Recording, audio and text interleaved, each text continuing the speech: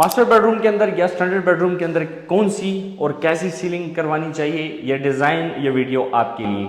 सबसे पहले बात करता हूँ, जब भी आप बेडरूम्स के अंदर डिज़ाइनिंग करते हैं, हम भी जब करते हैं, हमारे पास क्लाइंट्स डिज़ाइन लेके आते हैं, तो कुछ डिज़ाइन ऐसे होते हैं जो कि बहुत आउट देसी टाइप होते हैं। देखिए, मैं आपको एक बात करता हूँ, पैसा आपका है, करना हमने, लेकिन मशवरा हमारा होगा, क्योंकि हम समझते हैं कि घर के इंटीरियर डिज़ाइन की वैल्यू और उसकी लुक कैसे निकाली जाती है। आजकल मॉडर्न ज़माना है, पहले वाले दौर की जो सीलिंग्स होती थी उसके अंदर कभी गोलाइयाँ घूम रही हैं, कोई डब्बे बना रहा है, कोई शेप बन रही है, वो यानी कि आप समझें कि पूरी छत आपकी भर दी जाती है, जो कि बहुत ऑकवर्ड लगती है।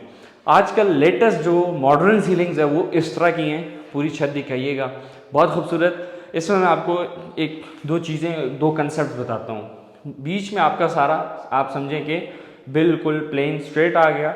इस साइड पे जो इनारा, इसको हम बेसिकली बोलते हैं, अरबी का लफ्ज़ है, इसको किनारा भी बोल सकते हैं, बॉर्डर भी बोल सकते हैं। और फिर इस साइड पे आप ये देख रहे हैं, ये वाला, ये दीवार से 2.5 फुट बाहर निकला हुआ है और फिर उसके अंदर रोप लाइट लगी हुई है।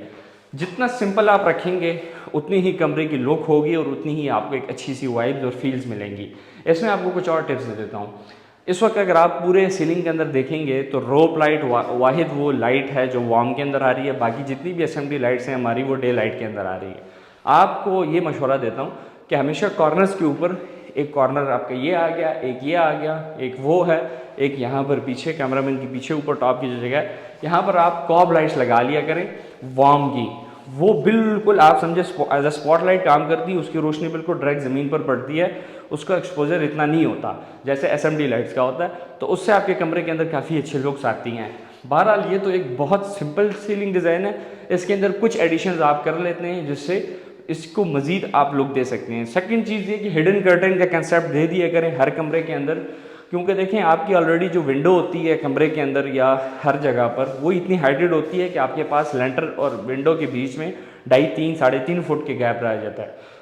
कर्टन जब आप बनवाते हैं या लेके आते हैं तो ज़ाहिर सी बात है 6 इंच ऊपर, 6 इंच नीचे, 6 इंच लेफ्ट, 6 इंच राइट से आप छोड़ते हैं कर्टन के लिए, पर्दे के लिए। तो अगर हिडन कर्टन का कंसेप्ट आप दे देंगे तो उसकी मिसाल और उसकी बात ही कुछ और है। जैसे कि हमने यहाँ पे क्या किया है, अगर आप सीलिंग की अपनी फिनिश लेवल चेक करेंगे या हाइट फिनिश चेक करेंगे तो वो ऊपर है, जबकि हिडन कर्टन के लिए हमने एक अलग सा बॉर्डर नीचे मजीद उतारा है। जैसे आप सीलिंग देख रहे हैं, सीलिंग हमारी यहाँ पे कंप्लीट हो रही है, ठीक है। ये नीचे जो आप 6 इंच का बॉर्डर देख रहे हैं ये हिडन कर्टन के लिए। क्यों? क्योंकि अगर कर्टन आपने यहाँ से लगाना है तो टॉप से लगा लें, लेटेस्ट काम भी हो जाएगा, घर की वैल्यू भी बढ़ेगी, मज़ा भी आएगा, लुक उसकी बहुत अच्छी है। और उसकी मज़ीद खूबसूरती के लिए आप कॉर्नर के अंदर आप नज़दीक से अंदर से दिखाइएगा।